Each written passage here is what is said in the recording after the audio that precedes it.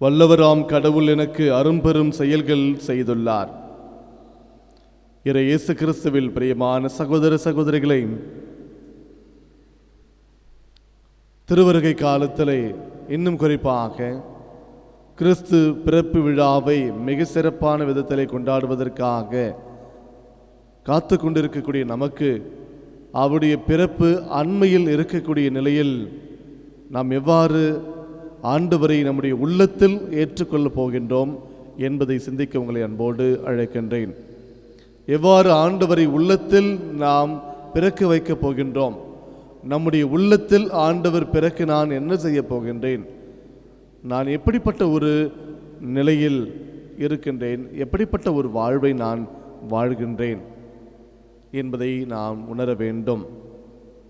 மீகா புத்தகத்திலே நாம் வாசிப்பது போல நேர்மையை கடைபிடிப்பதையும் இரக்கம் கொள்வதில் நாட்டம் கொள்வதையும் தாழ்ச்சியோடு இருப்பதையும் தவிர வேறு என்ன கடவுள் நம்மிடமிருந்து எதிர்பார்க்கின்றார்? இந்த 3 விஷயங்கள் நம்முடைய வாழ்விலே இருக்க வேண்டும். நேர்மையை நாம் எப்பொழுதுமே கடைபிடிக்க வேண்டும். நேர்மையை கடைபிடிக்கின்ற பொழுது நிச்சயமாக ஆண்டவர் நம்முடைய உள்ளத்தில் பிறப்பார். இரக்கம் கொள்வதில் நாட்டம் கொள்வதையும், நாம் யாருக்கெல்லாம்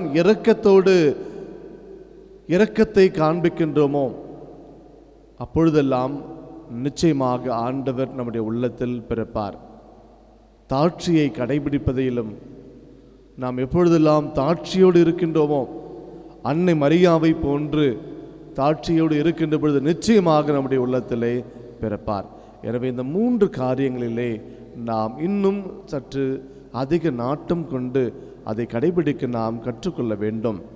ஆண்டவருடைய பிறப்பு மாபெரும் மகிழ்ச்சியூட்டும் விழாவாக அமைய வேண்டும் என்று சொன்னால் இந்த தாழ்ச்சி நிறைந்த இந்த 3 குணநலன்கள், நேர்மையை கடைபிடிப்பதோடு, அதே போல் இரக்கம் கொள்வதில் நாட்டம் கொள்வதோடு, தாட்சியோடு இருப்பதோடு நாம் இருக்கின்ற பொழுது, இந்த 3 நிலைகளில் நாம் இருக்கின்ற பொழுது நிச்சயமாக ஆண்டவர் நம்முடைய உள்ளத்தில் பிறப்பார்.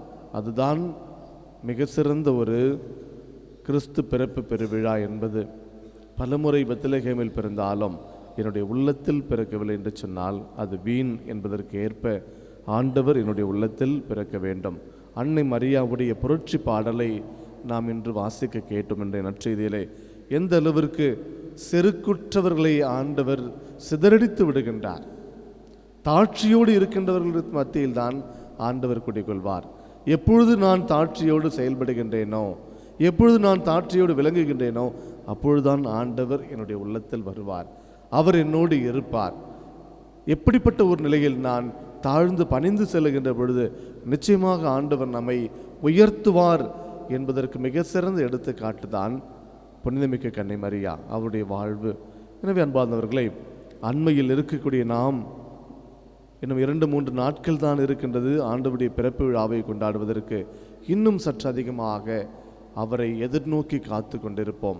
அவருடைய பிறப்பு நமக்கு மாபெரும் மகிழ்ச்சி ஊட்டக்கூடியதாக இருக்க வேண்டும்.